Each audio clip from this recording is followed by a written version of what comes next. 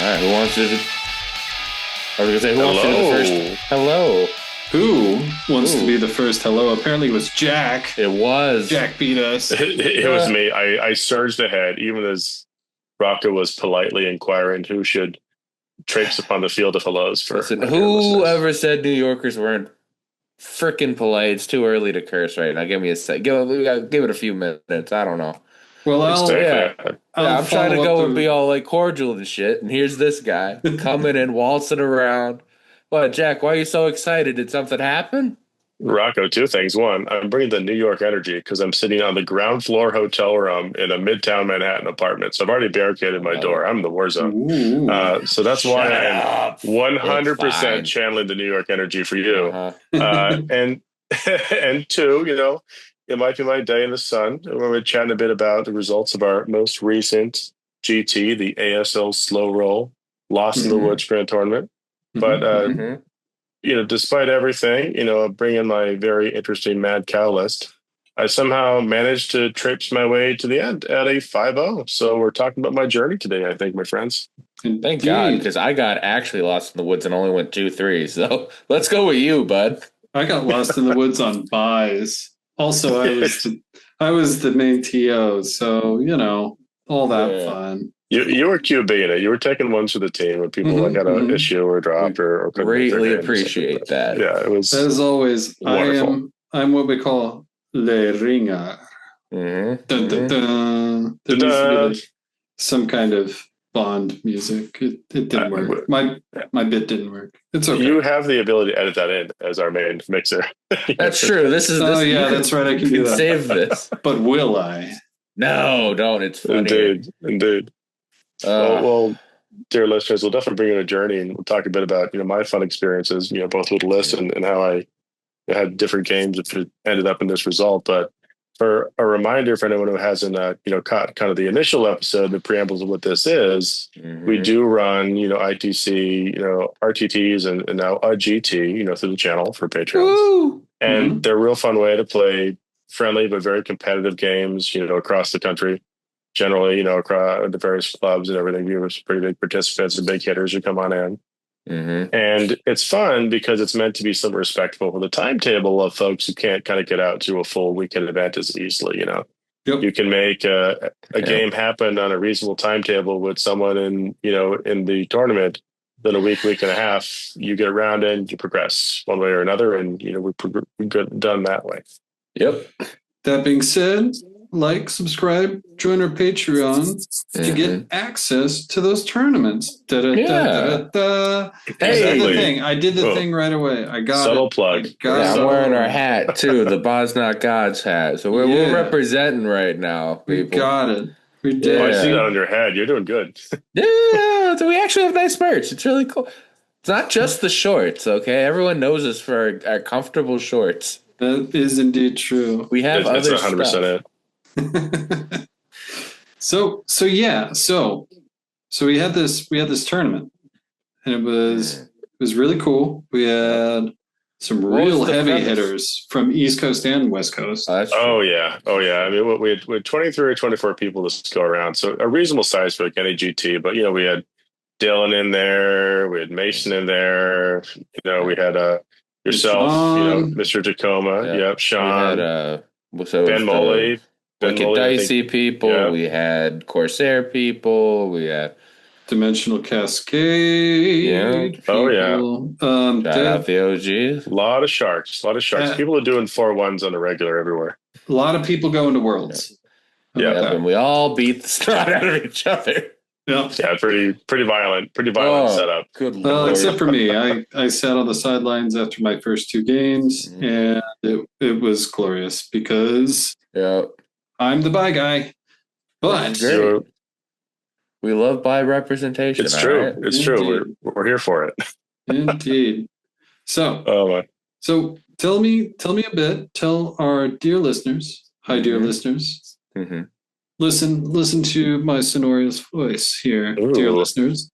Yeah. I'm going to quickly ask Jack. So, what was your list? So, I'm pretty much a meta chaser, as everyone here knows. Yeah, and I like to my own meta, my own silly meta every time I play these games. And I've been a bit of a stint, which I think you guys who are listeners will all know this particular year, where I have been slowly drifting away from what was like of course you're taking that set of lists for Slaves to Darkness, at the beginning when we go there in January, because everyone back then was running, a Be'lakor and some Varangard and some Chosen and some minor elements. And it was like almost well, of course you did that. And that's every list. And that's how you win with Slaves to Darkness. And that's how a number of people were racking up quite a few points. And though I briefly had some elements of that, like my first GT list I had for the Captain Con at the very beginning of the year, I just kind of been doing more my own thing. I did the Darko thing with Ironwell. I played very different lists in all of our RTTs, using that Legion of the First Prince or other Hero Hammer things that came up with. But for this one, I thought I dare to be different with some of the new rules. And I made up a list, which I called Mad Cow Disease. Which or Hero Hammer and Mad Cow Disease, yeah. and it's a fun one. So it's I'll read it out to you guys so you have a good picture for the rest of this episode. Please. It is a Champions of Chaos subfaction list, one of the new ones from Scourge Duran, which is the one which gives you +2 attacks on non-unique heroes. Which is so good, by the way. Oh, yeah. I mean, honestly amazing, and especially lean into it. So fun, which, of course, I try to do here. This is a 9-drop list with the full 5 regiments and 4 auxiliaries, with Aetherot machineries, Intercept, Recover, Restless Energy, and the secret sauce is a General's Regiment with a Soggy Abraxia and a Mind Stealer Sphere ranks, followed by another regiment with just Gunnar Brand and his friends, right? Him, his daughter, and the Oathsworn Kin. So a wizard. Another regiment with a Myrmidon carrying around the Darrow Shackle and a reinforcing of the Therodons of the Dread Banner. A third regiment, which is just another Myrmidon with Deathmonger. Then the Regiment of Renown, the Nurgle's Gift, the one where the Nurglings pop out when units die. Yeah. 2 units of them. And then 4 auxiliary units, which are just Ogroid Myrmidons. So, end of the day, I have 6 Ogroid Myrmidons. You even used auxiliaries. Yep. And it's pure fun, new direction nonsense, this particular thing. But of course, it's built around Myrmidons being absolute trucks, because if you haven't run into one of these, they're normally 6 attack space with a 3/2, rend 1, 3 damage, anti-monster 1, kind of profile. And if you're doing the sub-faction, it goes to 8. And they have an ability worth their damage that's one of those you won't like me if I'm angry situations, and they just get +2 attacks. So these guys go from 6 to 8 to 8 to 10, or 11 if you give them Marker Corn, and all of those are 3 damage attacks on a 120-point body. So gross. Huh. So gross. So gross. So fun. I do want to point out before we move on to the games and everything that you do have a theme, and there is one hidden theme in all of your lists, and it's a pretty kitty. Oh, it's true. Well, I have to bring the kitty for a couple reasons. One, I painted this kitty after my late cat Virgil, so sentimental affectation. That's nice. Yeah, is it wonderful? Also, I didn't know that. Well, little nuggets, guys, little nuggets. But you love to see it. Okay. On the field, in various ways, the cat always does one thing. He opens up his weird cat psychic eye, and he grants someone always strikes last. So I kind of have to do it for the show. Yeah, it is. It is obligatory. It's written in your writer, isn't it? Yeah, I'm pretty sure that's how I get my Monopoly monies. Yeah. That's how the biscuits are made, people. Yeah. Indeed. But yeah, I created this list. That'd be fun. I want to capitalize on the heroing. And, I kind of sallied forth with the idea that it would either be great or terrible or somewhere in between, but we'd have fun with it. Yep, and you can play with all the obscuring terrain really well, and you have a lot going. Exactly. And that's really what makes it work. I mean, maybe the last good preamble to the show, with this list is we're in an era where obscuring terrain is sort of God. Like it can give you absolute impunity from all this like mid-range pew magic and shooting, otherwise ruin your day. And it allows stuff like this to work where otherwise you just wouldn't. Otherwise you'd be relying on like the guarded hero rule, and even that's imperfect at mid range. So shouldn't go too far. But and one quick question too about this being the Lost in the Woods, because we had a fun mechanic in some of the rounds. That's right. That's right. We should tell people how we constructed this tournament, just so there's no confusion around it. Yeah. The fun of this one was a training exercise for everybody to be adaptable, right? Because sometimes you have a pack and it's well in advance, all the missions clearly telegraphed. Sometimes not so much, but learning to deal with the unexpected is a good generalship exercise. So we had it so that rounds 1, 3, and 5 had fixed missions, and rounds 2 and 4 were a lost in the woods mechanic, where at the very beginning, Matt and myself would publicly visible dice parser roll up the mission. And as long as it wasn't a duplicate, either one had been played before or one that was upcoming in the pack, that was the mission. So, people were confronted immediately with something they might not have prepared for as assiduously. Which is really brilliant. I kind of want to see that in like boots on the ground tournaments, like that level of not being able to tailor lists entirely towards what was going to happen. Like it's kind of a little mini game in and of itself, right? It's like, okay, what am I going to be running into? I don't necessarily know. When for me in different tournaments in Delaware and Pennsylvania that I've been to, that was like rolling for the mission just to keep it random was a thing, and then as I saw more and more bigger events where that wasn't a thing, I'm like, oh, okay, but I always think that kind of thing's fun. Yeah, I love that. I do too, and I kind of feel like that experience you had, Rocco, isn't that unusual. I've been to plenty of tournaments across the years where you show up morning of and you get handed like a stapled packet, paper still warm from the printer. Yeah, and you're like, okay, cool. Ooh, okay. Oh, I like that. Yeah. I know it's generally kind of like a faux pas in the Pacific Northwest region. Like you'll lose people coming to your tournaments if they know that that's going to happen, which is like for GTs, like I guess like people are like, well, I can't tailor my list for that. How am I going to play competitively? And then my brain breaks, Yes. The answer is yes. That is the point. It's like make a list that's more well-rounded. Yeah. For all comers, and you could play better against multiple armies. And all right, so we got the tournament all set up. We got the drama going. Jack, you're ready here with all your Moo men. What's the round one looking happened? Like? So round one. And did you even do a ritual? Oh yeah, I had the same pregame ritual pretty much every round of the tournament, which was try to get my kids to bed and hope they stay asleep. That was your ritual. That literally was your ritual. It really is, and a part of the inspiration for these is sort of my own terrible schedule around early childhood, fatherhood, where I love my daughters very dearly, but they give me very scant windows of time, typically when I'm not like taking dedicated days off to go do stuff. And probably the best window I have is somewhere between the hours of like 9 or 9:30 and then like 5 in the morning. So I have a very limited amount of time to make it happen. Like East Coast why we record some of these episodes so damn late. Indeed, guilty. But 1 a.m. on the East Coast. Exactly. Luckily, most of those are pretty friendly. If you like a 9:30, 8 p.m. game, and it's pretty normal for people. So that's what I'd probably try to do. And my ritual would be like, get into bed, make sure nothing crazy was happening downstairs, and get a beer and tuck in. And that was the case for this one. I mean, our round one was one of the fixed ones, and it was Creeping Corruption, which if one of you guys want to look up or expound upon, we can sort of talk about the mission. But I was playing Mr. Gareth Walker, one of our Patreons, and a really cool, talented player.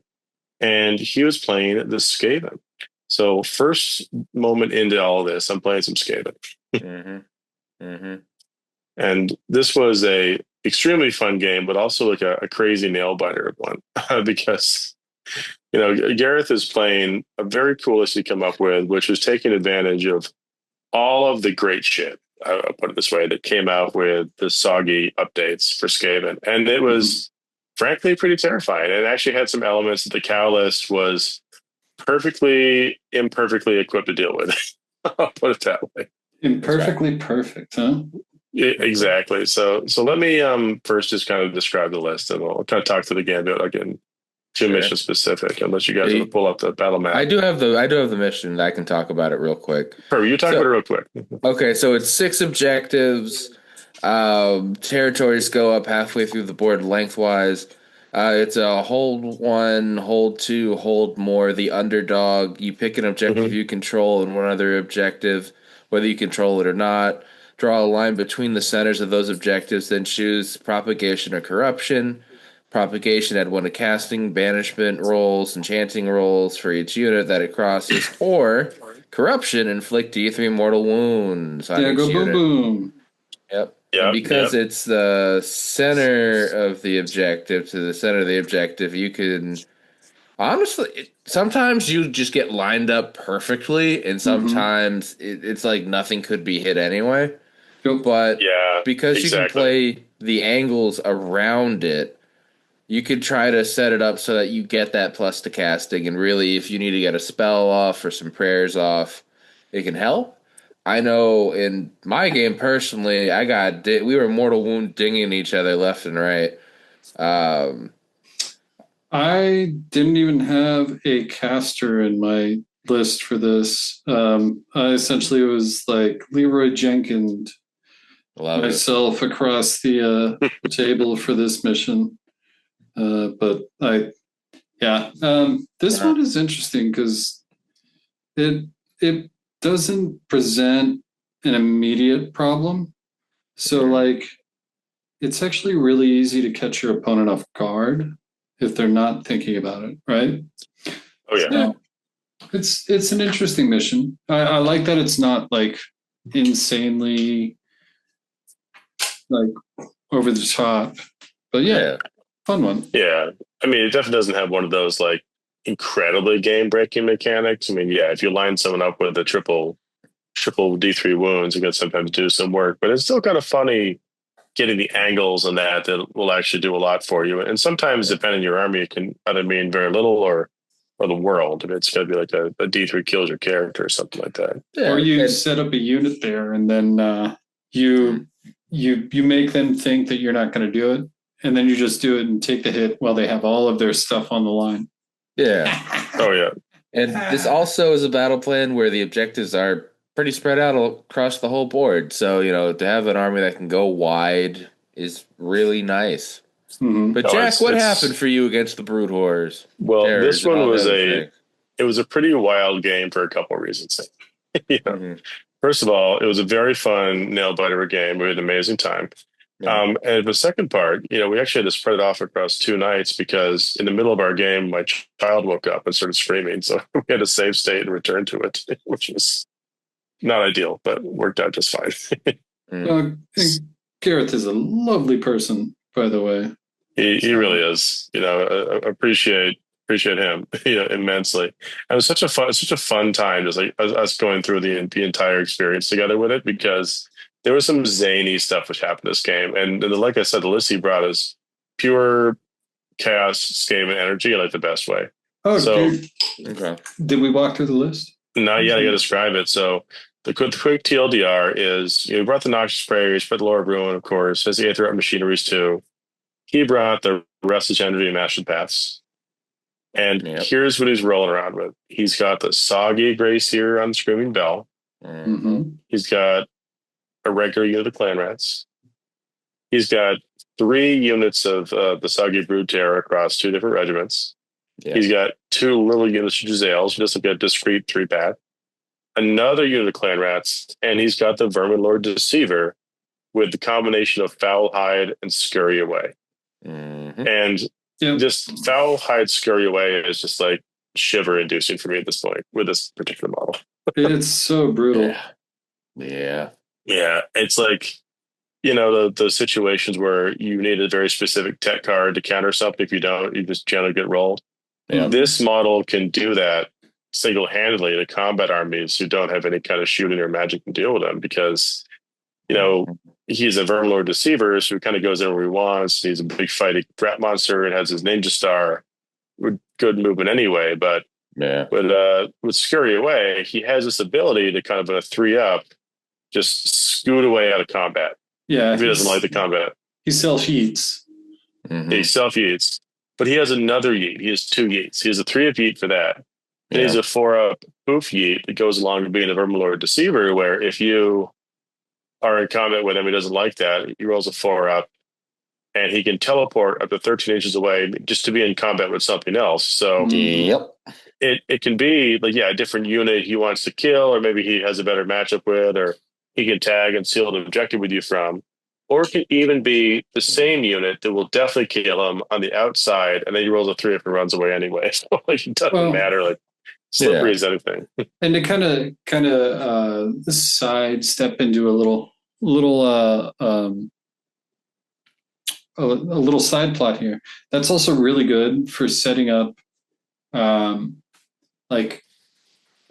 crazy charges for your support characters to get extra movement, right? So let's say I don't know if it happened in the game, but let's say he charged both that, he got clan rats and has only one clan rat in combat. He then yeets to the other side of the unit, and now all of the clan rats have an extra 3-inch movement moving in with piling in. Yeah. It's so applicable in moment, and that's what makes it so scary. It's so good. Oh yeah. And that model, Matt, not to bear the lead too much, was like the scourge of the game. It single-handedly almost lost me the game, like multiple times, because I just couldn't kill him. And he probably menaced things or stole things or killed things. He moved around the entirety of the board, like a big horseshoe from one side to the other, because he was making those rolls to get out of sticky situations. And it allowed him to survive. Like anytime he would die to a potential Myrmidon or Therodon thing, he would yeet, and then he would heal up because of the foul high, getting the regen, the bell plus that, or that plus a rally. And he's just too tough to one shot without a lot of luck unless you set it up.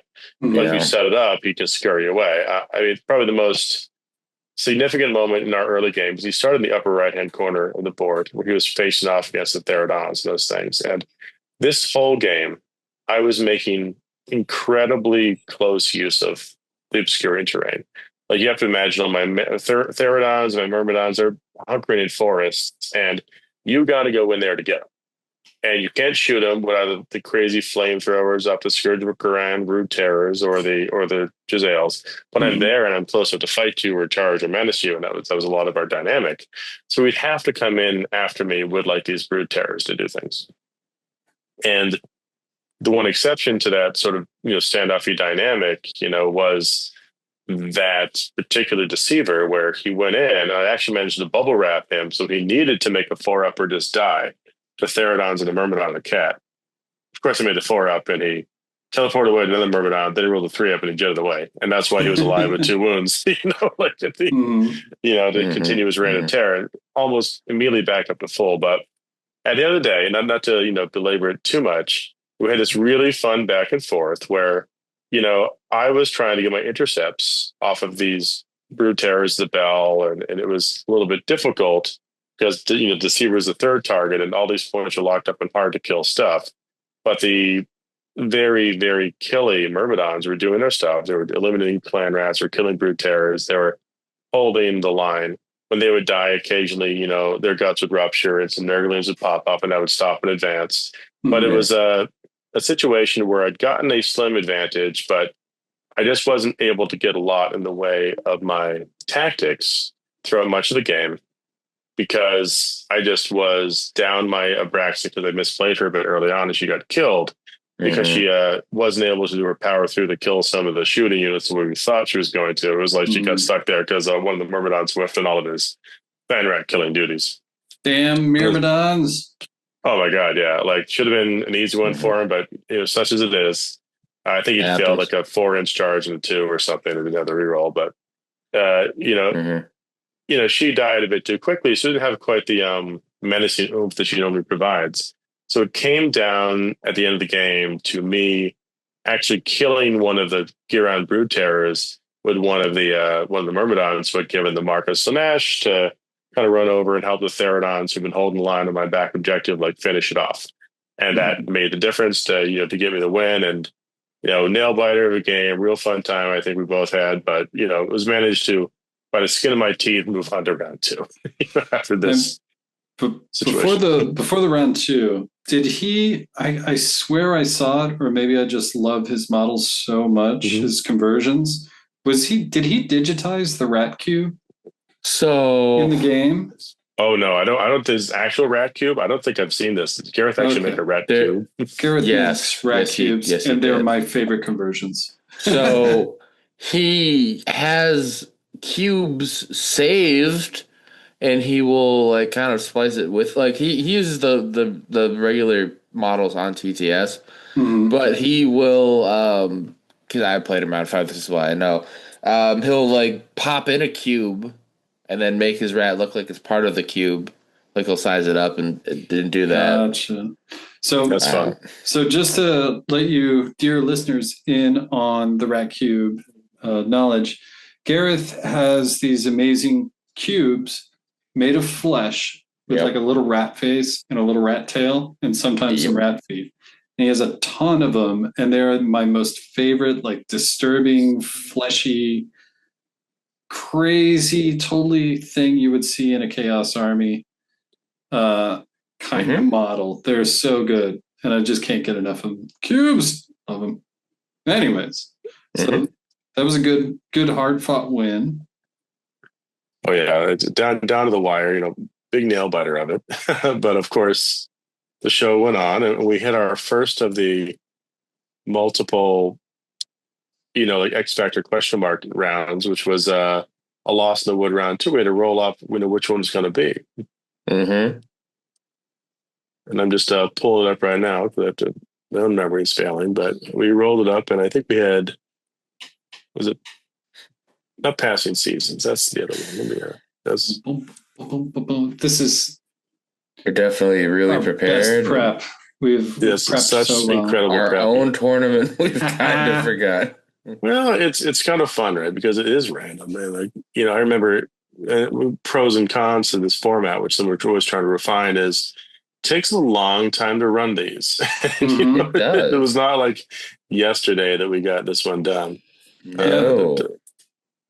So this is like a month and a half long process. Oh, I got it right here. It's coming up. It's coming back to me.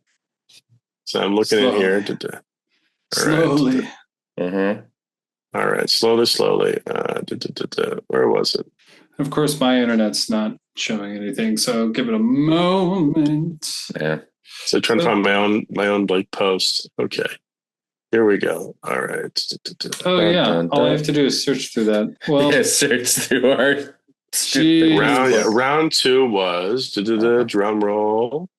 The dice parser ultimately gave us Passing Seasons. That's right. Okay. It was actually Passing Seasons. Okay. There it is. So look at us. We pull that one up, and we'll move on to the actual situation. But while you look that up, I'll tell you about my excellent opponent and his list for this. I played up Scott Dealman, one of our Patreons, and he had the very fun Daughters of Cain list he called No Life Roots, No Problem, which was one of the scary boogeymen from like that period of time. I mean, we had the Morse roll just hit, but prior to that, this was one of the ones you watched out for. And it was Daughters of Cain with Arena Veterans, a 3-drop, with the Lower Shadows, the Blood Shadow Rites, and he was doing Masters of the Paths and Scouting Force. And what he had was a General's Regiment with Cthulhu of the Crones here, of course. A reinforced unit of Sisters of Slaughter with Bladed Bucklers. Another unit of Sisters of Slaughter with Bladed Bucklers reinforced. Another regiment with the scary, soggy Blood Rack Shrine. And 3 units of Canine Shadowstalkers. Which is fun. So fun. And you just look at it and say, impossible to stop you from doing tactics. That's fun. And a final regiment with a Slaughter Queen and the Cauldron of Blood, with a Zealous Orator and the Canine Pendant, and then 2 of the regular Witch Elves with the paired Tianza were reinforced. So, 80 Witch Elves. Yep. We're going to have a 5-up ward save. A lot of knives. If you charge them. A lot of knives. Really significant magic, really significant priestliness, Cthulhu and all that, of course, all the crazy movement and fighting prayers and defensive prayers she has. and the shooting off the Bloodwrack Shrine. So there's a lot going on this list, which is just not easy to deal with. And those Shadow Stalkers can, anytime they want to move, just show up anywhere on the board 9 inches away. So on guard objectives, bam. Need to be in the backfield for some kind of tactic, done. They're pretty good. Or even got to hide an intercept target, you will never find them. Kind of situation. And so for the battle plan, territories, the board is drawn up into quarters. You're opposing quarters to each other. 4 objectives, 2 Gnarl Root, and 2 Oakenbrow, again, diagonally against each other.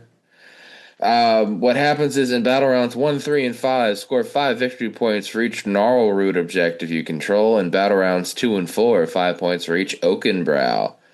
What happens here is the underdog in battle rounds 2 and 4, you can use the burgeoning ability, which is you can either heal every unit contesting an Oakenbrow objective, and for the rest of the battle round, while a friendly unit is contesting a Gnarl Root objective, you can add 1 to your ward save, or if you don't have a ward save, take a 6-up ward save. There you go. Yeah, we've been giving things out here. In battle rounds 3 and 5, if you're the underdog, your army has the powerful Resurgence ability, which is add 1 to wound rolls for combat attacks made by friendly units while they are contesting a Gnarl Root objective.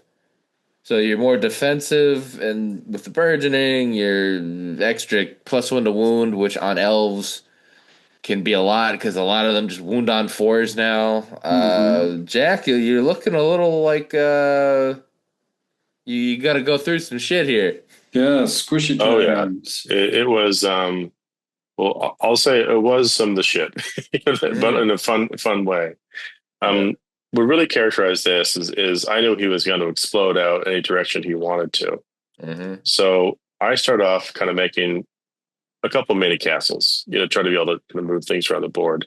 One of them was the Myrmidon with the Baronet Shackle and the Therodons who have the ability to kind of sit there and become very wardy when they want to. The other was our greatest collection of Myrmidons, 2 or 3 of them, including the Fight Twice one, right in front of the cat. Okay. Yep. Makes sense. Yep. Very much come at me, bro.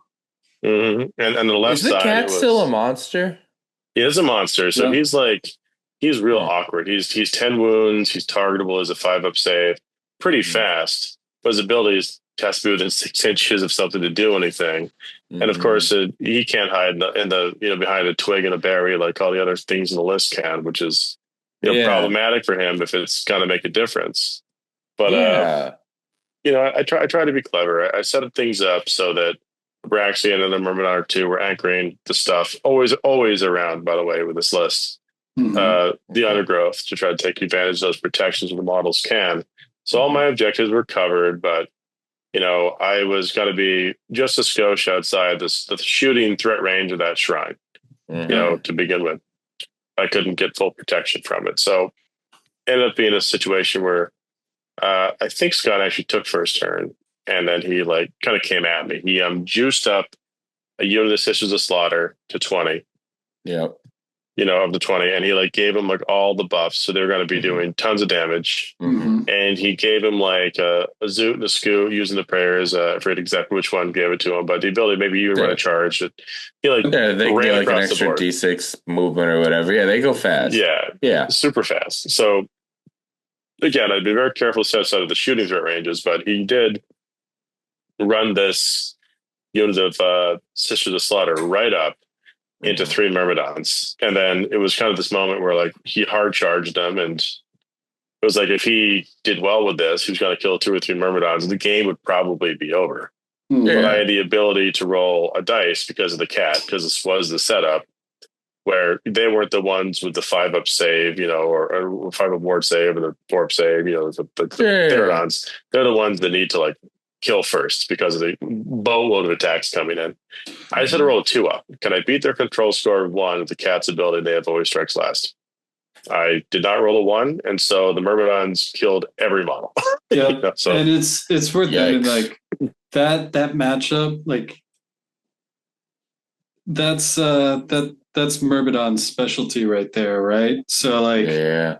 that's what if it's a one wound, like 5 and up save or worse. Yeah. They're gonna just absolutely brutalize it. They're so good. I love my Myrmidons. It's their favorite, but when you're playing like a lot of Myrmidons, not like the Myrmidon Therodon double punch combo, it's real nerve wracking, Matt, because like they only have 8 wounds and a 4-up save, so it's real high risk, high reward. It's kind of like waiting for spikes to screw you over or elevate you out of the pit. But in a situation like this, 3 of them, didn't have to use a double fight. They definitely cleared those off.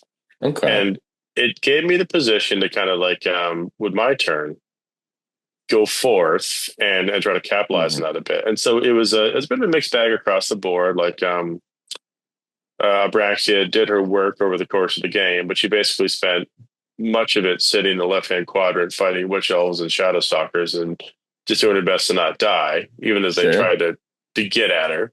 In the middle, I managed to go in and, kill a screen of witch elves because I used a cat again to force another strike's last.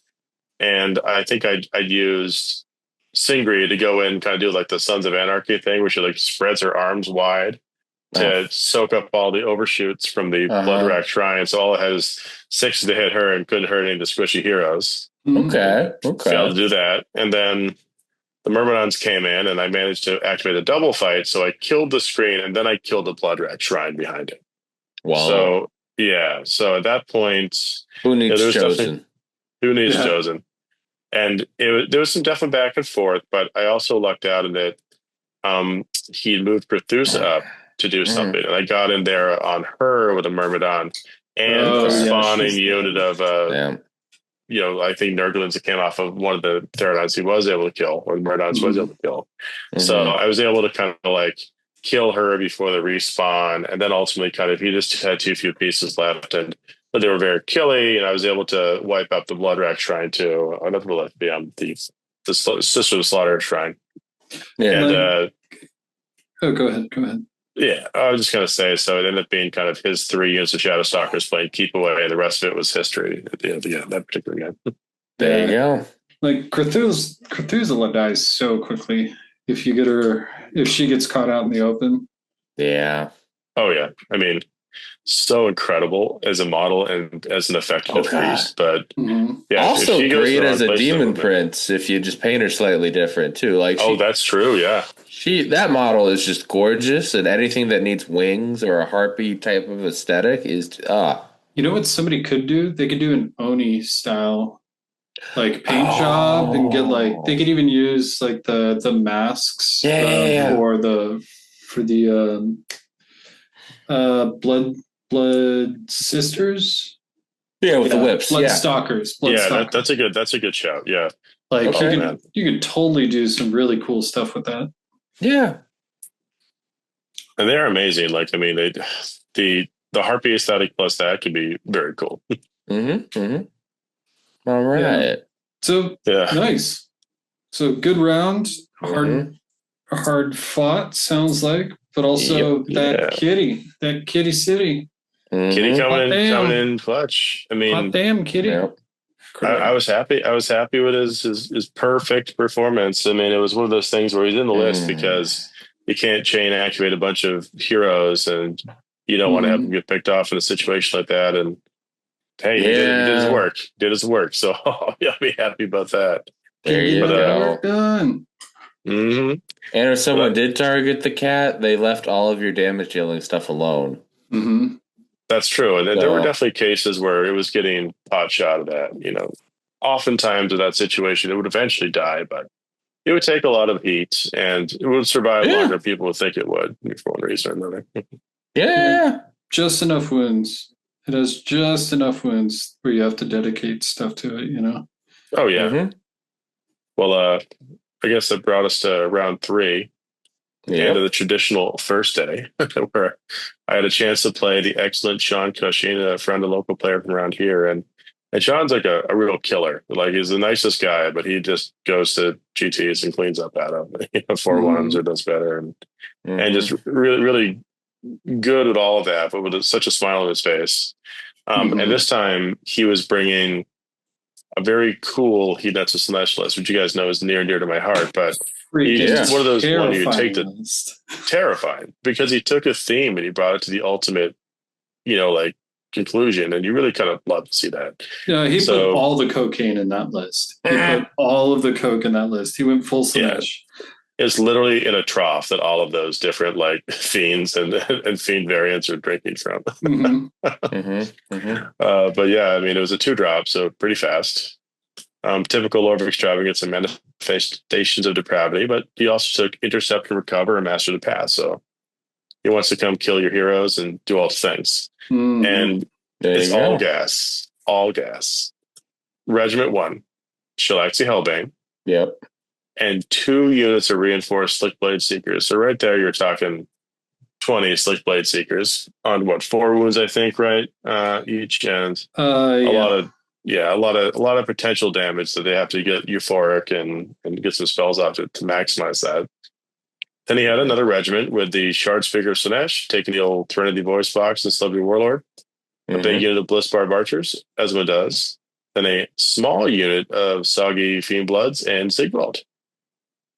So, yep, and the Fiendbloods are annoying as shit. Oh my god, the new ones. He was a real gentleman about it. It was very like clear, like kind of polite about their rules and the interactions, but they're kind of a new gotcha unit because I'm pretty sure if you haven't played them like once or twice and someone's just waiting for the moment, like, actually, you're done now, they can message you pretty easily. The classic one that Sean was kind of pointing out to me that was such a cool thing you can do with them is you can like charge them on in, and then you can use the if someone uses command anywhere nearby, they scoot out 3 inches and a millimeter, and then they just activate when they want to or go somewhere else because they've charged. And that's really cool.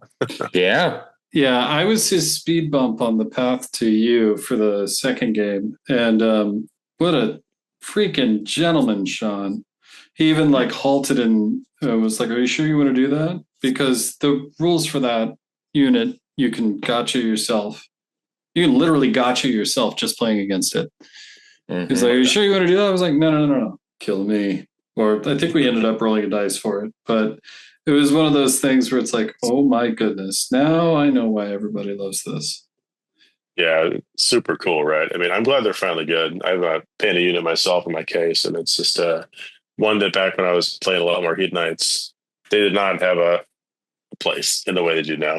Oh, they were still so fun. They're beautiful models, but yeah, I agree. But I guess anyway, on this particular mission, right, we were playing. Let's see. Refresh my memory, Rocco. Let's take a look at the actual pack. His map. Yeah, wait a minute. Don't you? It's also worth noting while you guys are looking for that. This list was running the regiment that allowed him to bring back one of those units at half strength. So those slick blades were coming back at half strength if you deleted one unit. That's right. And he was running the sub-faction where he could retreat and still move and charge. Which is great, and it's always a great tool to have. Linked ley lines. Wonderful. But Matt, to your point, that was something I was very afraid of when I was playing him. Like, I did not want to give him the opportunity to summon back like a full unit of the slick blades. Whatever. Yep. Yeah, that was the nail in the coffin in our game, I think. Jack, what endless spells were you running with your list again? Oh, I was doing Aether Up Machineries. Okay. Came into play in this one, actually. I have a thing I like to do with those, which I don't think is unique to me, but it's one of my more favorite things with the scythe, where if you think someone's going to do a big old crazy alpha charge with the scythe, you just, or somewhere particularly, you summon the scythe, you put it somewhere where it's going to go 8 inches up and be in the path of something's necessary movement. If they do that, it moves up and it tags them in combat. And at the very least, it forces them to shoot it to death to stop that from being like the end of their game. And why endless spells right now are important to talk about is for linked ley lines. This is scoring wise. It is 5 objectives, 2 pairs forming kind of a cross, and then one in the middle. We've got 2 deployments, seemingly really far across from each other. But this is scored 3 if you control at least one objective, 3 if you control 2 or more, score 2 if you control any pairs of objectives, and score another 2 points if you control all of the objectives on a linked ley line, which is all the ones in across from each other. So if you're the underdog, you get these passive abilities. Friendly units have anti-manifestation +1 rend while those units are contesting an objective that is both controlled by you and on a linked ley line. And friendly manifestations have strike first. And a linked ley line is defined as it is formed from the middle of one edge of the battlefield to the opposite edge, while one player controls all the objectives in that line. So you control 3 in a row. It's tic-tac-toe, baby. And exactly. Get you the most points. Mm-hmm. Well, people have this mental picture of this. I can kind of run through quickly what happened where Sean, of course, gave me the first turn, make me hang myself if I will. I managed to get all the points I wanted to, right? But I think I sacrificed Gunner Brand or something in the middle to get the middle objective, and then I toe tapped the others with like a Myrmidon or something, and then kind of kept my little castles intact in different places. And the rest of the game kind of proceeded from there, where my big unit of Therodons was kind of bottom left hand area in some terrain, holding their leaves to try to be in cover, and had to be able to kind of pop out and take whatever midboard objective was going to be threatened eventually, but be safe enough. And they became Nurgles. They were in a 5 board save because they were in a shackle. And then I had Abraxia sitting in the middle back where she was just far enough away that she wasn't going to be able to be peppered by like a million bliss barb shots. But if someone came hard in the middle, she could react to that, kind of hopefully go somewhere. And the right was a collection of scrappy Myrmidon heroes plus a kitty to try to make sure that I could take advantage of strikes last and all those kind of things. Well, the big pivotal thing in the game is he came in hard on the left-hand side with one of the big units of Slick Blades and Shalaxi. And those two ultimately tried to go and charge and attack, the big unit of Therodons with the Myrmidon in the middle. And they did that even after getting Scythe, because I plopped the Scythe and managed to move it up and tag the unit of Slick Blades in the middle. But he was able to use all of that shooting from the Bliss Barbs to take it down. And kind of critically, he'd moved a lot of the Bliss Barbs and even the Shard Speaker up to around the midboard to have a lot of shots because of all the aggression from the Slick Blades. Of course, on the other side, near the heroes, the other Slick Blade unit was coming down there too, along with Sigball and all that.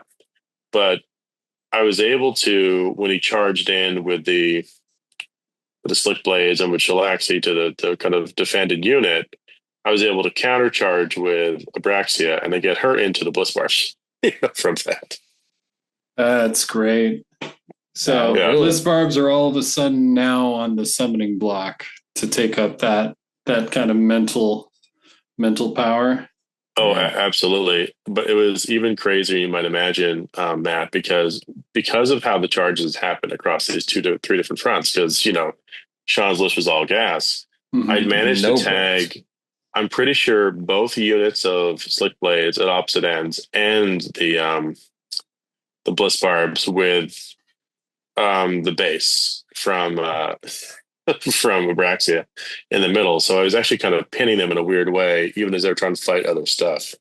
So it took them a little longer to get through the Bliss Barbs because of that, where I was selecting attacks. But the way it kind of boiled down is he had to choose his activations, as did I. And, some things died more quickly than you might think. Some things didn't. But on the side of things didn't, I had enough gas to do the chain activate to fight and kill pretty much, I think, across that turn where he charged in the following turn, all of the Slick Blades, for the most part, fighting the Therodons and Shalaxi. And that's after even the double activate, because he double activated the big slick blade unit, and I'd done my best to kill them almost to a man.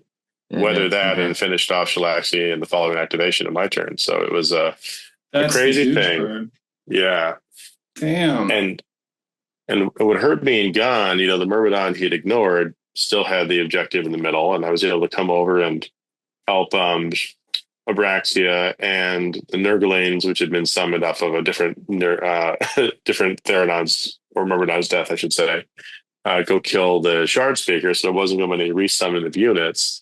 And I was able to hold the middle, and it was just kind of cleanup crew on these scare unit of or remnant two of the slick blades who could just retreat and charge with impunity, and of course try to rally or do whatever and pick off isolated things. But at that point, even with the Fiendbloods coming in and being absolute menaces in my back right quadrant, their ability to kind of like utilize command points to retreat out and charge in and be scary.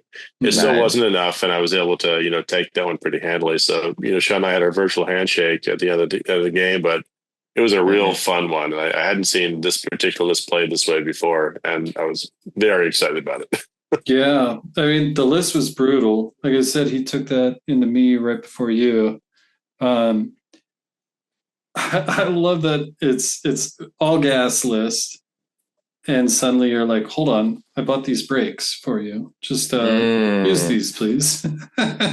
That's nuts. I didn't know the game was that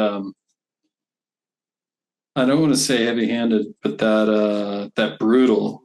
I think brutal is the word.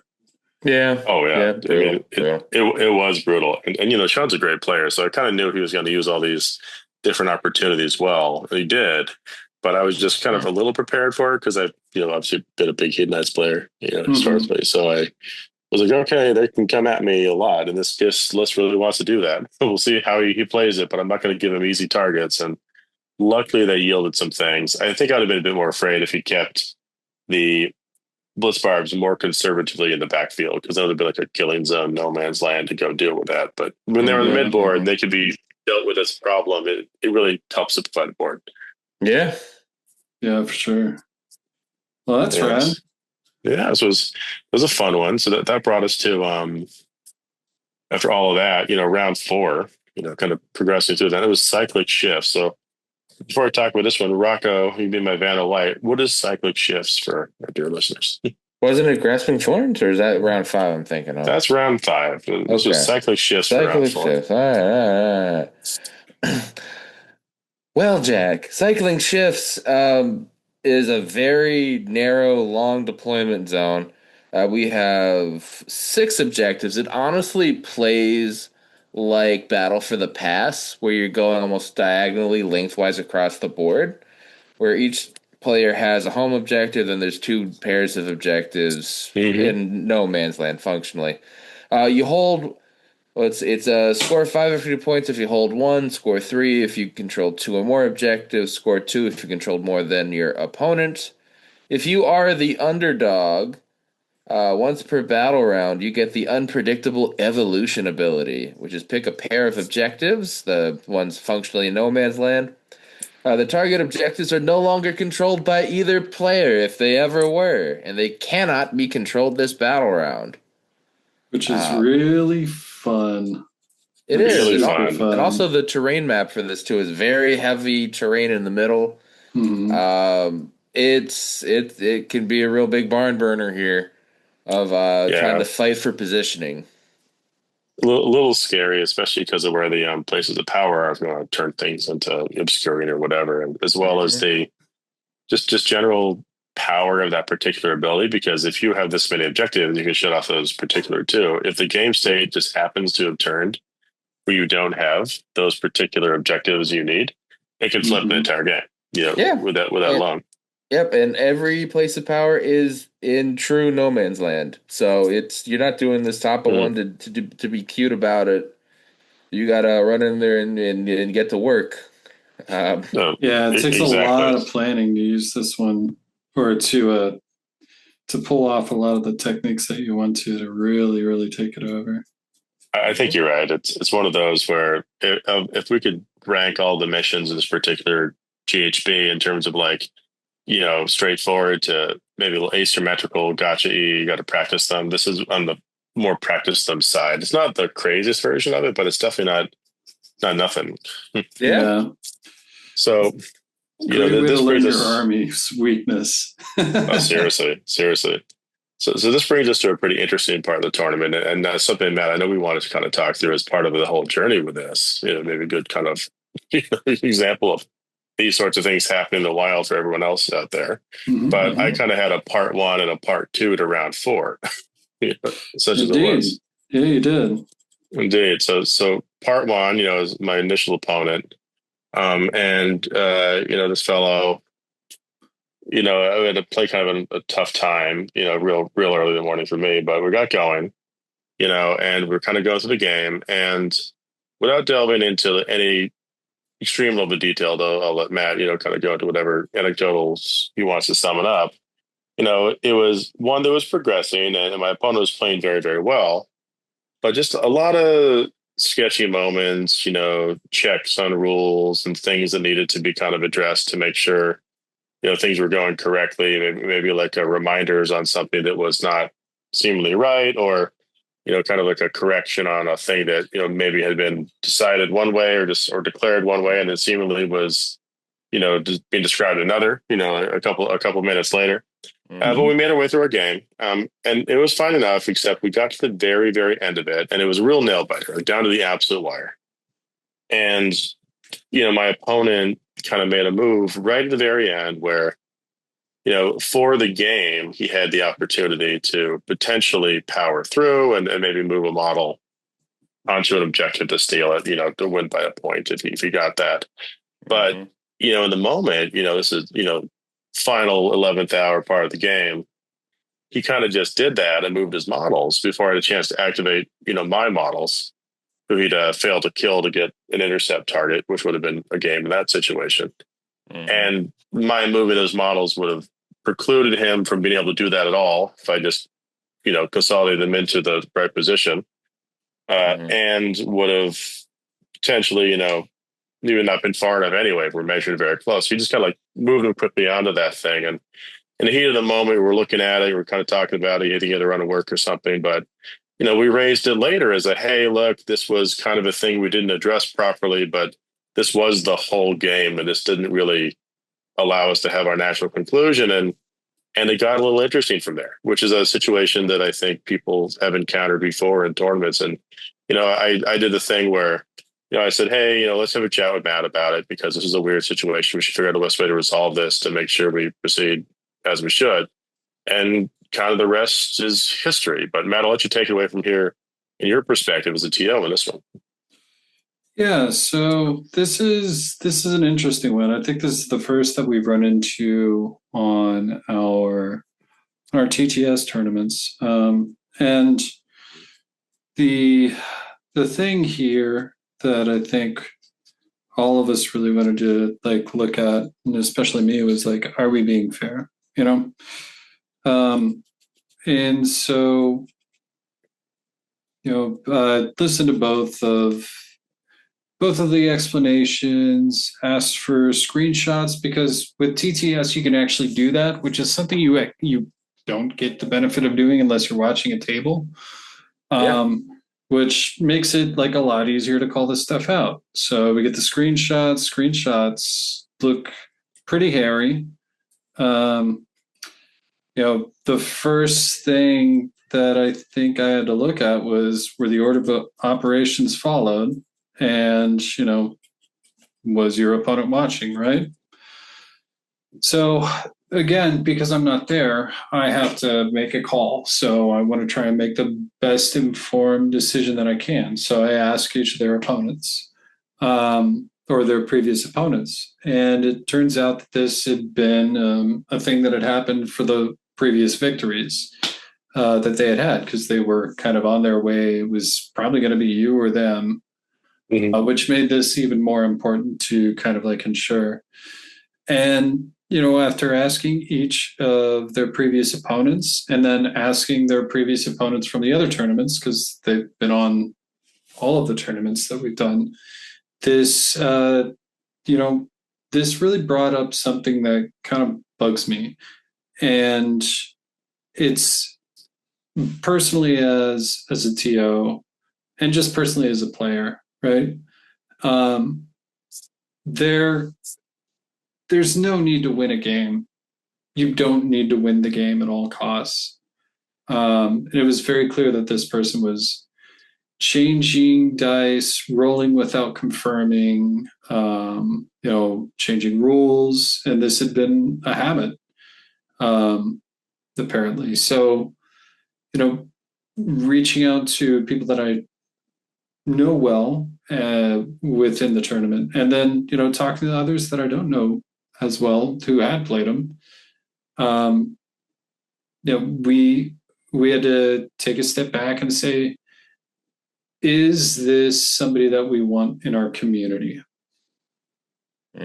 And I think that's something that it pops up every once in a while in like competitive communities everywhere, right? Like when you drive to a tournament and you set up, you want to be able to have a good, honest game with your opponent. And generally, most players will let somebody's obfuscation or abuse,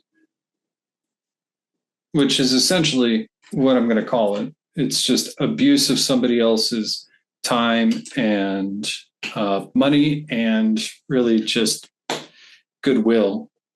When you abuse somebody's goodwill, a lot of players are too nice to kind of step in and say, hey, there are a few players that won't let somebody get away with it. Or that will, words are hard as we're on a podcast, but there are very few people who will step up and say no and then go grab a Tito. And to me, being able to see this, knowing that it's a multi-tournament thing, I pulled the trigger, banned him. In a place where we can control the amount of vibes that are good, I do think it's worth pruning bad apples. They can go back to playing 40K or they can go find another tournament. And so while it was probably a little heavy-handed, our community means way more to me that everybody in the community is having fun than one person being able to win a tournament. You know what I mean? And that being said, it was very much proven that there were a bunch of instances where it was blatant cheating. We had a couple of other TOs that were actually in this tournament that I know fairly well that were like, I wasn't going to say anything, but yeah, that's kind of what it was. I was expecting that name to come up. So it was, I personally love it. I love catching cheaters because having played a little bit of competitive 40K, you run into them all the time, right? But with AOS, it's such a kind of, to me at least, a precious game that, people who want to do that have no place here. So they got the ban hammer. They're out of the community. And Jack had to squirm quite a bit because not only were you the host, essentially, of this tournament as well, but, it's not a fun experience to be anywhere near that type of situation and not feel good about it. It's 100% true. Like there's just no way for that to feel positive. And it was like, what do you do about that situation? That we discussed. So I actually had the perfect solution to that situation. I somehow ended up not being a buy, but for that round, right? And there was no way I was going to get my game in at that point in time. And so I was able to switch Jack with the other player. and we can go into that game actually. Yeah, this game 4.5. Before 4.5. Before we do, like I just can't underline enough, like, be good to the people around you. Like, there's so little. There are a lot of things that are not positive in the world today. You know, let's make Warhammer positive. So amen to that. But, I mean, it's a little light in our life. Yeah. Find a light for the dark corner of the universe, right? It can be Warhammer. It can actually be Warhammer. Just don't make Warhammer bad, man. No. And trust your TOs. Normalize going into a TO if you do have a problem. It's okay. Yeah. It's a good thing to do, I think. And honestly, just go into the right attitude, like clarification, get to the bottom of something, everyone can feel good about it. And that's what they're there for. And again, you're hot in the moment, they're hot in the moment, get the objective third party. Even if it's not, even if I would say just go to the TO in general. If you don't feel good about the game, and that has nothing to do with the game, go to the TO, see what they can do to help. Maybe they can get you a water, you know? Like there's tons of different things that TOs don't put on tournaments because, you know, we want to walk around and have bad backs, right? Like we put them on for the love of the game. So like, go get them. If you're not having a fun time, then your TO is failing, you know? Go let them know they're failing. Anyways, that's my high horse. I'm down off of it. No, I think it's a fair high horse, but you know, I very much appreciate the situation just being there to be not me party to do the TOing to make sure that we kept things in the rails in whatever way they were supposed to go. So that was good, and of course it did lead to an interesting situation where, you know, luckily you had been, you know, proximate to Zach and were able to kind of swap with him, so he and I were playing, and he was of a similar record and certainly, you know, very talented player in his own right. He was one of my teams here for our retreats we do, and he's like one of the masters players in the Northeast, so he's you know, knows his way around a model. Let's say he didn't trade down. Not 100%. Well, I was happy I got to dodge that loss. So you continue my Skaven journey, right? So now here we are. Game 4.5. And Zach is rats everywhere. And we had one of the most epic and fun games, you know, honestly, the other day. But when Zach and I had a chance to play, his list was scary in all sorts of ways. But it was not a Skaven list. It was a Gathered for Clans list.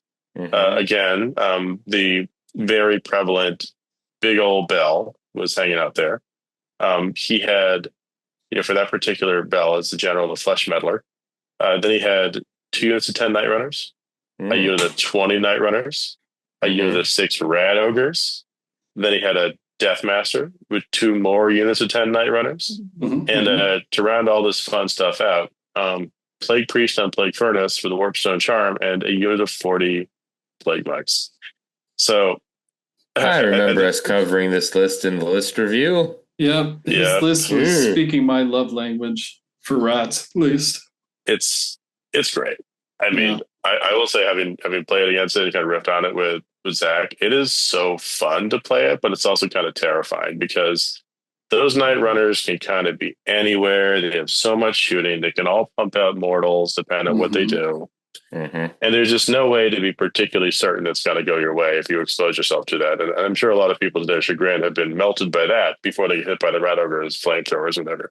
You know, the Plague Monk's just a gigantic block of bodies, and you can't really ignore the Plague Priest doing the -1 to wounds or denuding you with charms or whatever. So like it's got legs with all that stuff. Lots of little scary legs. Lots of little scary legs, and you know, just to call it out in case people haven't encountered this particular Skaven trick, you know, the Gather of the Clans means that any one redeploy is effectively 3 redeploys. So between all the redeploys and them moving in your hero phase with something, and the skitter leaps and the knot holes, it's kind of a movement nightmare. It's constantly a movement nightmare. Yeah, it's a wonderfully fast and like chaotic list. Helps like I can see like a better player than me, obviously. Um, obviously Zach on that one, just completely owning the tempo of mini games, you know. So Oh yeah, he's certainly great for that. I was fortunate in this one where I was using all of my Myrmidons and my pieces to kind of threaten without necessarily overcommitting too quickly, in a lot of ways. Mm-hmm. And this was sort of, I think, what ultimately got me the game because I was very cagey with Abraxia. And I gave her kind of like one mission, which was eventually go up and take the upper left-hand corner objective and not lose it, Nice. Which she did, not necessarily burning her 310 points or 350 points, anything too, glorious. On the right-hand corner, I hugged the terrain, which was giving me all of the protections, and I projected power to steal the upper right-hand corner one, with another Myrmidon. I was able to turn that into another safe zone of no shooting. I had a pretty fortunate moment that I capitalized on where I put one of the Myrmidons with a double fight up in the pocket at one of the middle rightish corners of at that point, I think, obscurified terrain where I had a reasonable countercharge, which I took to get the guy with the double fight into a unit of like 10 night runners, but close enough to a unit of 20 night runners or something like that, if I can remember correctly, where I was able to pile in one, kill again. 10, then pile it and kill the second. And I did that. And it was just one of those situations where can he roll 20 attacks and spike enough mortal wounds to get to my 8 saves? Well, he didn't. But then I had 2 packs of 11 attacks, and I was able to, kill all of those night runners to kind of, call that down a bit. And between that and all of my movement, I was kind of preventing him from doing a lot more than kind of stay in the middle of his castle. I just wasn't running into the aura of like the -1 to wound bell or to get to mange by stuff. I was just scoring points such that when he finally got the plague monks down my throat, I was able to kill all of them and kind of still threaten the middle. And it was a very close game at the end of the day, but it kind of came down to 2 things. One, the gray scare on a screaming bell is a menace, and you can't kill it very easily at all. At least in my list. Yeah. And so at the end of the game, it does have the capacity to do sketchy things where it teleports itself somewhere and then summons in models onto stuff because it acts as a novel with a spell or otherwise, kind of can start kind of turn the game around. And as much as I've been playing, Twister to prevent any knotholes from appearing anywhere that would be negative to me, there's only so much you could do with this many objectives. And it came down to the wire where like I was ahead on points and he was going to get some points, to catch up to me. But I had managed to critically kill his Deathmaster in the big fight in the middle when I finally committed my Therodons and one of the Myrmidons over there. So even though he charged in and should have maybe killed him, he did fail one of the 3 charges. And so I think they were minus the Plague Priest and Plague Furnace. And so, of course, all my stuff didn't die. And the clapback, I managed to ultimately kill the intercept target that was the Deathmaster. And that was the clincher to give me the victory. Nice. There you go. Yeah. There you go. Therodons for the win. So good. And that Dread Banner, just keeping people in there, it's just really fun. Mm-hmm. Yeah, that screaming bell is such a toolkit. Like that was I'm so sorry, I forget your name, bud. My first game at Tacoma Open, he was doing all the crazy stuff with that. But like once you pin it, it's just kind of like, okay, you're stuck here. Let's see what you do. Oh yeah. And it still does enough too. It's still scary. It's honestly it's one of those things where the massive amount of utility it has just makes me jealous, but also I wouldn't trade it. I wouldn't like deny the Skaven this amazing thing because it's so thematically what the bell should be. Yeah, they nailed it. They nailed it. Total Mad Max like Thunder Piece though. Like it doesn't need support. It doesn't need like 50 clan rats. Pushing Remember around back anymore. in the day when they had to have a unit around to push it? Oh yeah. Man. Oh yeah. I mean, it's such a rules glow up sense. The the thing about it though is like with units like that, I always find that they almost like present a decision paralysis for a lot of players. Like when I've gone up against that unit, if somebody doesn't know exactly what to do in the situation, there's too many things for that screaming bill to do, you know? Oh yeah, and yeah. Like it's interesting. Like that's why I like dumb lists. When we play dumb. Less decisions to make badly, you know? It's a fair point because, I have watched, because I ran into it a couple times this tournament, people want to move the bell around and the bell is so powerful if you're within 13-inch aura of it. But as big a aura as that is, it still locks parts of your list out of doing stuff. Yeah. And or it locks all of your list into doing whatever you want to do with that. Right. Yeah. Oh yeah. Sorry, I cut you off there, Jack. Oh no, I was just agreeing with you. I mean, it's kind of a weird piece. I will say I've never killed it in combat because it's just slightly outside of the reliable range for anything if you don't have like a perfect charge. Yeah. Because 14 wounds and a 5-up save off of a 4-up normal save, is a lot. And it does have pretty strong attacks. Yeah. Yep, it's always surrounded by enough stuff. So it's usually a unit or two in between you and it anyway, and it's And no one's ever put it in front of the Therodons, So I mean, Therodons will absolutely wipe that thing. Yeah, I would love that. The secret for me taking it was using my Vargeis, just the endless amount of damage to -1 rend attacks on the charge with an all-out attack. Or not even. There was just so many. Oh yeah, so I get that. I mean, that's what I kept thinking. Like, if I ran into a situation where I could get it with like the full Therodon attacks and 3 damage, just lift it, no problem. But any one Myrmidon was going to struggle outside of like a spiky moment to get through all those wards because of the save level. But luckily it didn't necessarily come up too much in that particular game. But I wasn't spared very long because in the final round.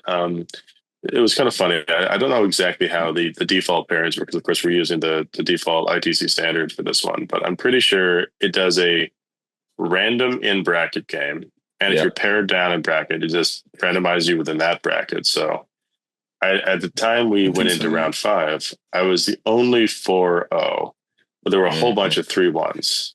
And I got paired into John Zoshat, who I hadn't played before, but is delightful. I think Dimensional Cascade player, and one of them over Discord, and he was once again playing Skaven. You poor son of a bitch! Your third one. Endless rats just keep coming. I mean, that's the theme of the GHB, right? It's the Skaven doom, baby. They're all out here. It's true, but it's funny because I mean, just looking back at it in hindsight, Skaven are both like a good matchup for the kind of list I was bringing, and also like a terrible matchup for the kind of list I'm bringing. They're good in the fact that I can kill like almost anything in the army if I'm fighting it. Outside of that one deceiver, it's really bad in the fact that this particular list, as you guys might have noticed from my readout, is pretty thin on bodies. Even outside of Nurglings around getting someone to tag things or body block. I don't have like 5 throwaway units of 20 dudes to sit in the backfield to make sure more poles never appear. So I have to really dedicate. His friends aren't here for you right now. Yeah. I mean, they're like literally playing Twister, right? They're like stretching a leg and a toe across all the backfield and try to make sure war poles don't appear and just flip a game. But like they can only go so far. So of course we're playing. I guess it's the Grasping Thorns it was for round 5. So this is the one where I have it up. I have it up now. Oh yeah, read it out. It's again, territories go to the middle of the board. 4 objectives. It forms really a rectangle in the middle of the board. 5 points if you hold 1 objective. 3 points if you control 2 or more. 2 if you control more than your opponent.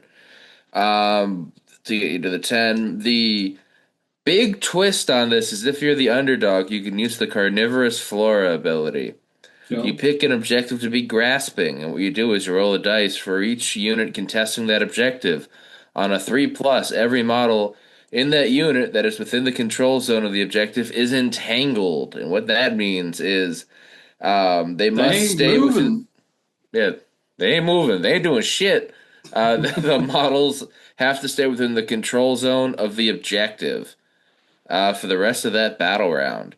While a unit has any entangled models, it cannot be removed from the battlefield by an ability that would allow it to be set up elsewhere on the battlefield. So no teleports. And that objective cannot be moved either while there are any entangled models contesting it. So Gargant players get fucked. I don't know why, but I guess they can't move off the one they're taking a 25 control score on. Yeah, oh no. It's a hell of a mission, man. This was one that we've already had pretty much an episode about, to be honest. So it's a scary one. It is. I'm a fan of it. And I will say the only reason my game was close when I played this was I stun locked a Vermin Lord Deceiver on an objective, and then I could just ignore it. Oh, you love to see that. Yeah. But Jack, what happened to you? I lost that game anyway. Well, you're the winner. What you got? Well, it was a lot of fun, and John was a delight, to play. But it was an interesting match. For one, I played like a lot of Scave at this point, so I was kind of doing some things very carefully, but also still trying to like deal with the realities of having to be too many places at once. So John's list is really cool. Again, a third variation of Scave, and it's just different flavors all day long.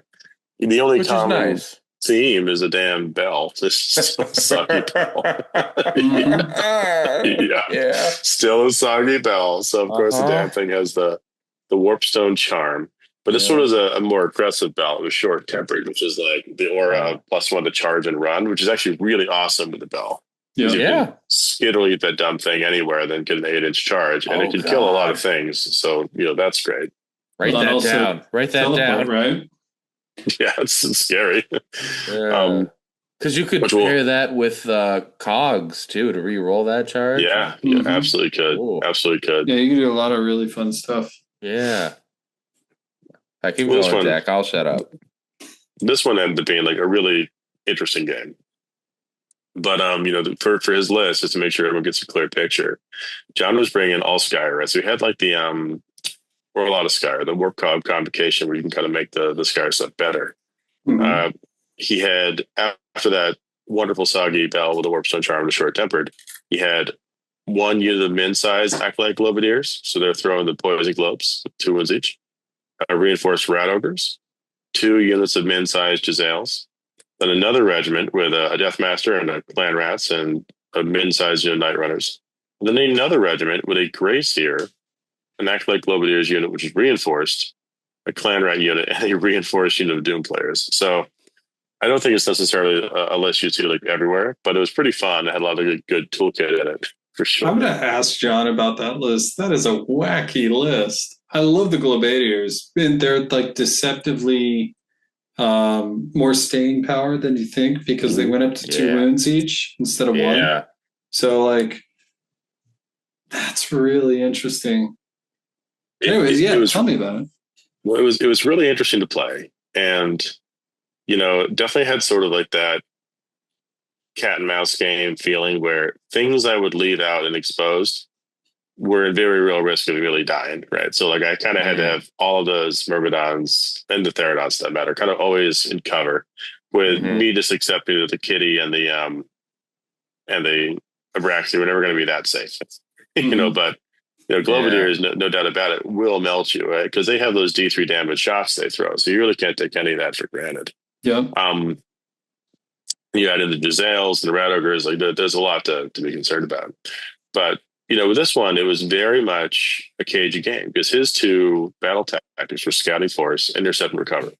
So he had to take my intercept targets, and he had to get stuff into my side of the board wholly, and that's half the board in this particular mission. So I picked my intercept targets to try to deny that entirely. So it was all of the Gunner Brand fellows. It was the Wizard unit, it was Gunner himself, and it was Stingray. And they were in the back. They weren't like going to expose themselves if I could at all help it.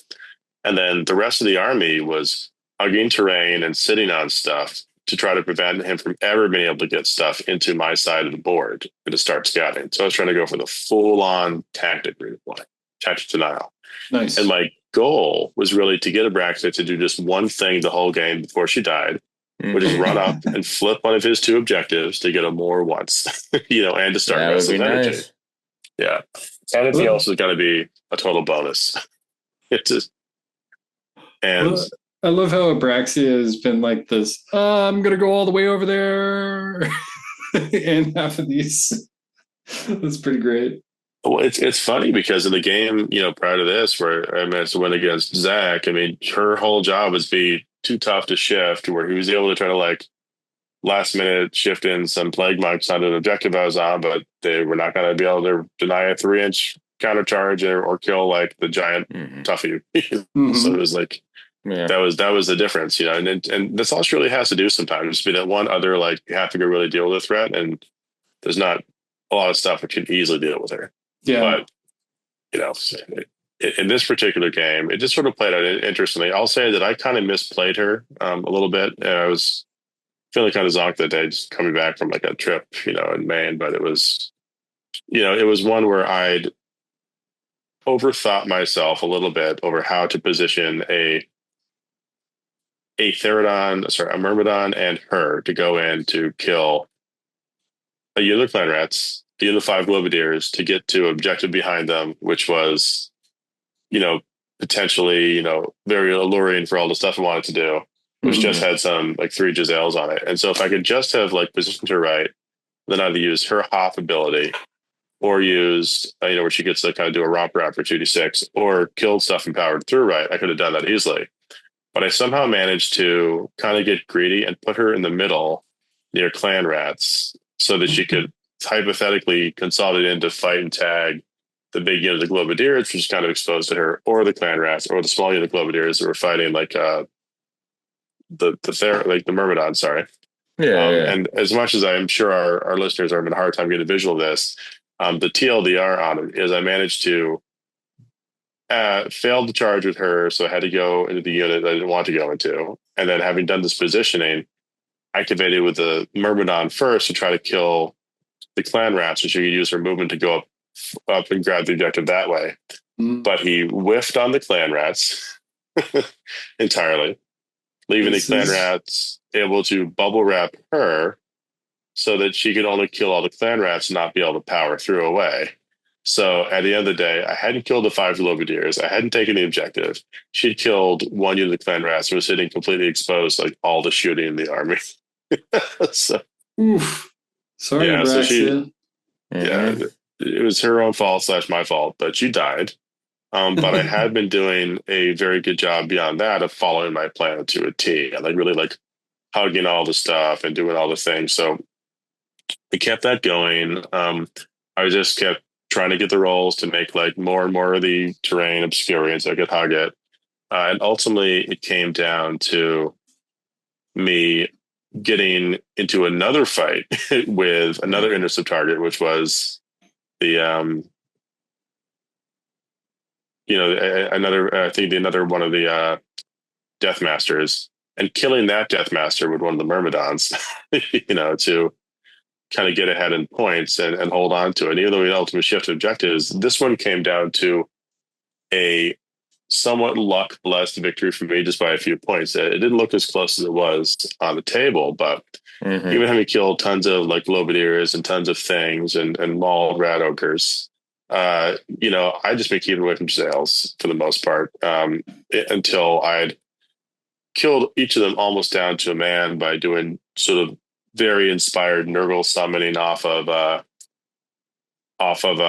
suggestive Myrmidons and doing kind of a rampage with a different Myrmidon to make sure things were always tied up and almost flipping his upright objective. But it ended up in a situation where I'd scored the first and Restless, but never gotten both.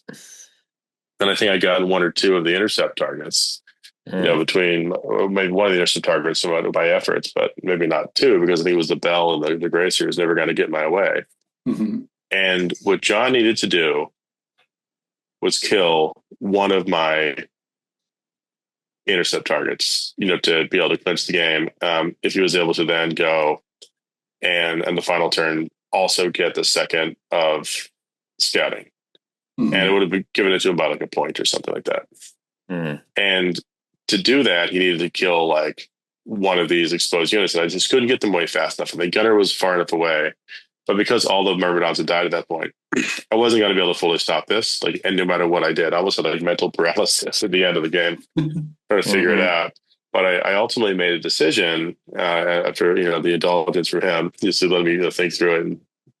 And I committed, the unit of Gunnar Brand's buddies, his trio of companions, to be like the ones who are going to take the hit and try to survive.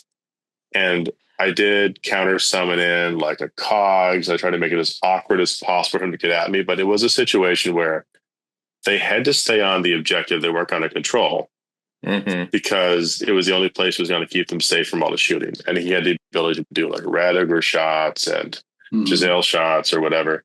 But that bell was going to be able to get its way around even and interposing cogs and try to charge into them pretty easily.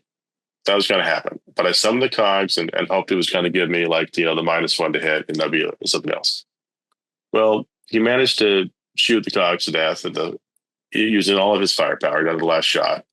They managed to charge in with a bell, and he managed to, against my 9 wounds of heroes, with their all of defense, of course, he whiffed enough of those attacks to my very great fortune. And I made 1 6-up save, to help, reduce it like a little bit more, such that I have my unit alive at the end of the day. I think with like 2 wounds left, and it was one of the maybe one of the Oathsworn, right? So the one that can do the mortal wounds on their attacks. And the only thing that could possibly finish a job for him was these 4 clan rats who were still fighting from the on a particular objective with them. So of course she targeted them and killed them, and then there was nothing left to kill her. So that both denied scouting 2 and stopped him from doing, the intercept target, which would have been the clincher anyway. So I ended up winning the game. But we were joking afterwards that, Singri's, or I should say Rand's Oathsworn kin must have had some, luck blessed oath stones to make it through that one, because that bell definitely whiffed me. They swore an oath to not die to that particular chaos god that day. Yep. Oh yeah. But that bell was a menace, and another example of like that particular unit just like turning stuff around, because he'd managed to skitter leap it into like the one unzoned out pocket in some like nook of a terrain to let him start summoning things off it as a Nahul, which really created that positional problem. Otherwise, I think it would have been much more comfortable for me. Yeah, John's super good. Yeah, he was awesome. He was awesome with that find, and a real fun time with him. And of course, he stood up Abraxia's number pretty easily just by bubble wrapping her. She couldn't do anything to get away from it. To my own fault as well. But real fun game. Razor close. Went my way, but he was could have gone the other. And end of the day, the dust settled, and I'd taken that one too. So that was how we should have meandered our way painfully to the 5-0 with this particular time. That's awesome. And to end it on a game that close too. That sounds like the best way to go. Non-blowout at the end, like good hard decisions. Down to the clan rat dice rolls. You love to see that's it. awesome. That's super awesome. That was so fun, and I've even touched on some of the many moments in there, the fights between the Doom players and some Myrmidons, things going back and forth, deleting pieces and creating positional problems. Nurglings popping up in very inconvenient places. But yeah, it was a nail-biter game and a real fun one.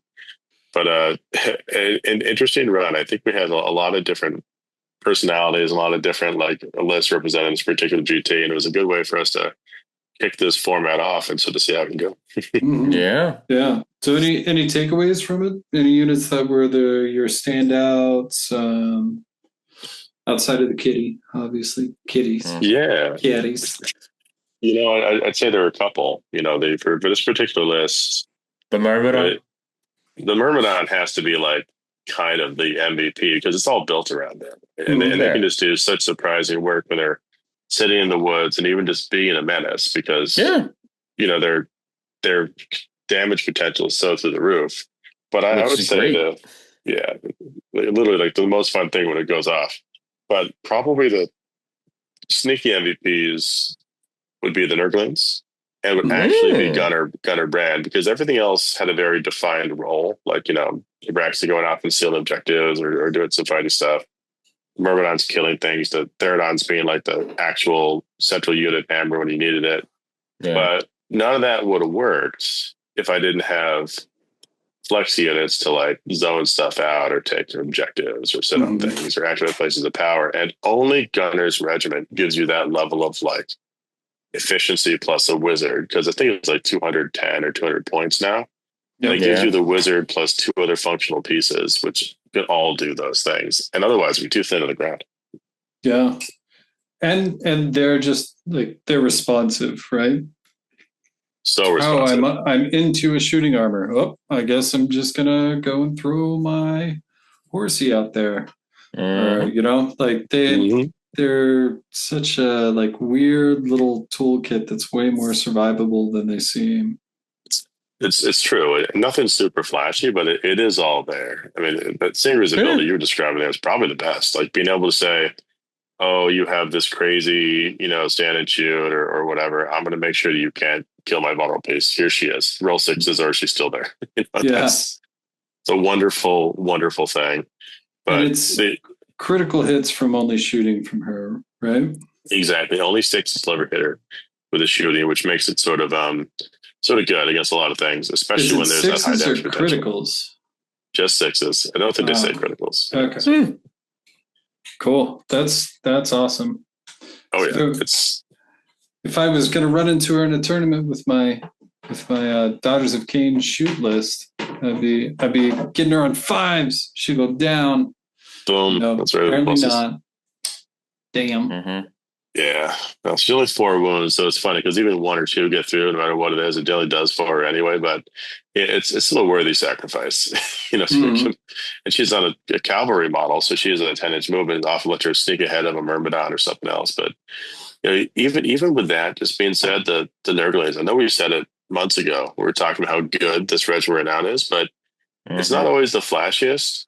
It is the most effective positionally because you can just drop them into combat and lock stuff up, or even, go for a Yahtzee sometimes, right? Something's hiding. You need to just roll a bunch of like 6s to shave off 1 or 2 wounds. Well, they have crit auto wound and 15 attacks straight off of the drop, and you just continue into that.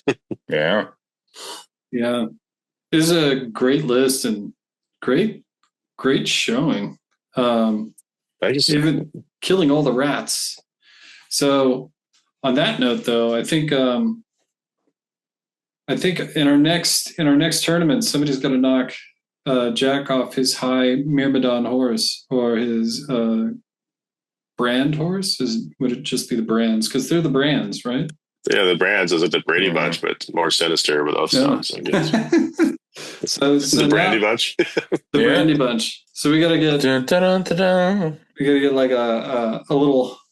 What was Alex saying? A little wrestling belt. Oh, that's right. A little wrestling belt, like maybe something a little ostentatious, with like little ram's horns or something, or like cow horns. Sure. Because that would be the thing. We'll do that, and then whoever takes the cake on the next one, we'll send the belt to them so they can have it as a symbol of their, dare I say it, utter domination. At the very least, we got to make a little wrestling belt badge for the Discord. If it wasn't 2:30 in the morning.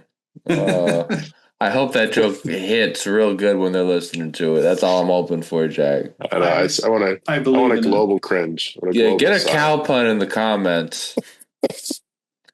Oh man, it's too good.